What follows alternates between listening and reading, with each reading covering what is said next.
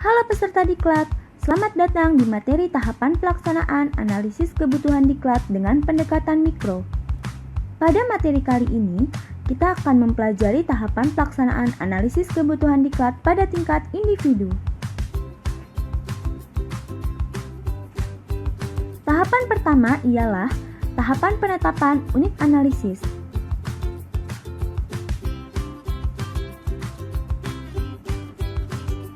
Pertama, Anda harus menentukan unit kerja mana yang akan dianalisis.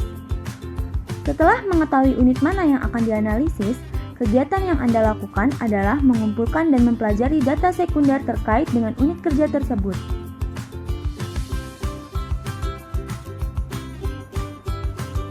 Adapun data yang dimaksud adalah 1. Peraturan perundang-undangan, misalnya yang terkait dan mengatur tata kerja organisasi. 2. Visi, misi, tujuan, sasaran, dan program organisasi, serta permasalahan-permasalahan yang ada. 3. Laporan-laporan baik laporan mingguan, bulanan, maupun tahunan. 4. Hasil analisis jabatan. Hasil dari data sekunder inilah yang dipakai sebagai bahan telaah lebih lanjut, dengan mulai merinci orang-orang yang bekerja di tempat tersebut, misalnya pengelompokan unit kerja, pengelompokan spesialisasi pekerjaan, dan lain-lain.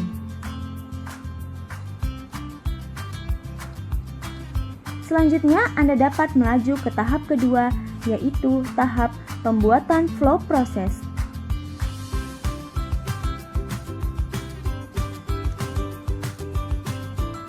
Setelah data sekunder terkumpul dan dipelajari, langkah berikutnya adalah pembuatan flow proses. Flow proses yaitu urutan kegiatan dari awal proses sampai akhir proses dalam rangka menghasilkan suatu produk atau jasa. Flow proses biasanya digambarkan dengan rangkaian kotak-kotak seperti ini.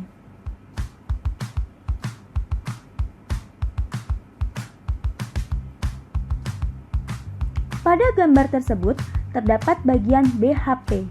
BHP adalah bidang penentu hasil pokok, yaitu suatu kegiatan atau gugusan kegiatan yang apabila tidak dilakukan atau tidak dilaksanakan akan menyebabkan seluruh proses itu terhenti atau terganggu.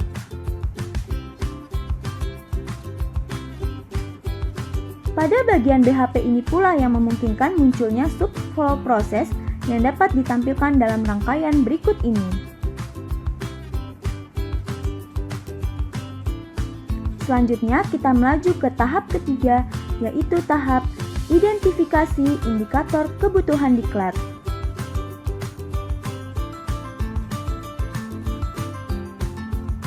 Bila semua BHP dan sub-BHP sudah dikenali, periksalah mutu pekerjaan responden. Kenali dengan pendekatan indikator kebutuhan diklat.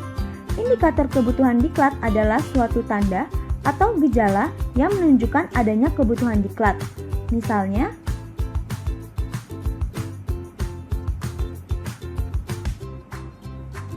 yang pertama, lemahnya koordinasi. Kedua, terjadinya konflik antar karyawan. Ketiga, pekerja banyak yang tidak masuk. 4. Kerusakan alat berulang-ulang. 5. Pekerjaan hanya dikerjakan oleh satu orang. 6. Berkembangnya isu-isu. 7. Banyaknya alasan apabila diminta mengerjakan pekerjaan tertentu. 8. Adanya rekrutmen pegawai. 9. Terjadinya bottleneck. 10. Lamban mengerjakan pekerjaan. 11.